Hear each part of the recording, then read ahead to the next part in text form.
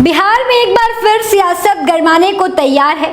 243 सीटों वाली विधानसभा की तस्वीरें किस रंग में रंगेंगी, इसका पहला संकेत आज मिलने वाला है। चुनाव आयोग सोमवार यानी कि आज 6 अक्टूबर को शाम को प्रेस कॉन्फ्रेंस कर रहा है। बिहार विधानसभा चुनाव की तारीखों का ऐलान करेगा।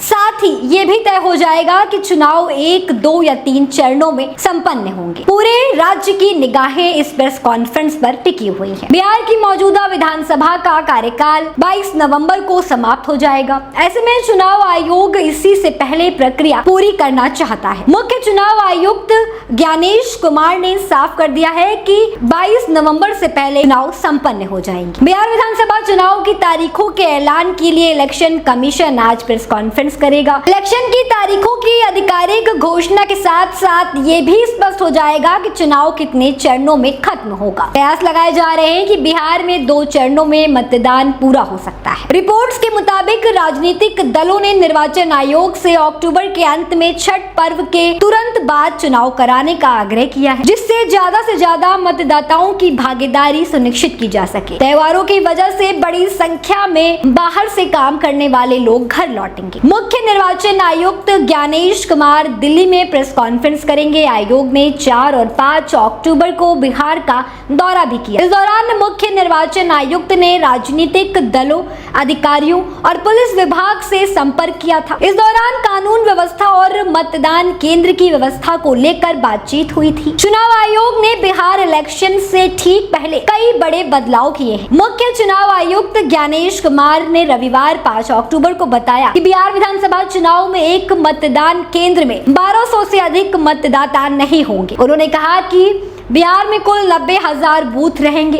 इस बार किसी भी बूथ पर 1200 से ज्यादा वोटरों का नाम नहीं रहेगा। आमतौर पर 1500 या उससे अधिक मतदाता होते हैं, लेकिन इस बार 1200 ही रहेंगे। बता दें कि 2020 में बिहार विधानसभा चुनाव 3 चरणों में हुआ था। पहले चरण में 28 अक्टूबर 2020 को 71 विधानसभा सीटों के लिए वोटिंग हुई थी, जबकि दूसरे चरण में 3 नवम्बर को 94 सीट और तीसरे चरण में 7 नवम्बर को 78 सीटों पर मतदान संपन्न हुआ। मतगणना 10 नवंबर को हुई थी। बिहार विधानसभा चुनाव के लिए सोमवार को कार्यक्रम की घोषणा की जा सकती है।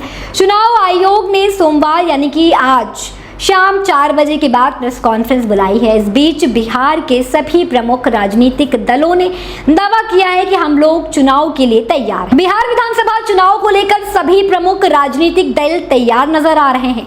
जेडीयू ने 1 चरण में चुनाव करने की मांग की है और दावा किया है कि नीतीश कुमार के नेतृत्व में 2020 से 2025 का कार्यकाल सबसे बेहतर रहा।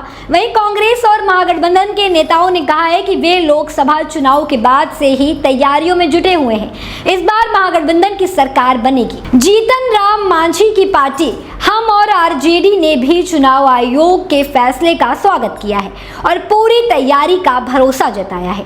सभी दलों की नजर अब आयोग की तारीखों की घोषणा पर टिकी हुई है। अब सबकी निगाहें चुनाव आयोग के प्रेस कॉन्फ्रेंस पर टिकी हैं, जहां से बिहार की सियासत की दिशा तय होगी। किस दल को जनता का आशीर्वाद मिलेगा, कौन बनेगा अगला मुख्यमंत्री, इसका जवाब तो वोटिंग और नतीजे ही देंगे। लेकिन इतना तय है कि इस बार का चुनाव न सिर्फ मुद्दों से भरा होगा, बल्कि राज्य के भविष्य की तस्वीरें भी तय करेगा। आप सभी को क्या लगता है दोस्तों, इस बार मुख्यमंत्री कौन बनेगा? हमें कमेंट में जरूर बताएं और बिहार की हर अपडेट जानने के लिए देखते रहें द इंडिया लाइव।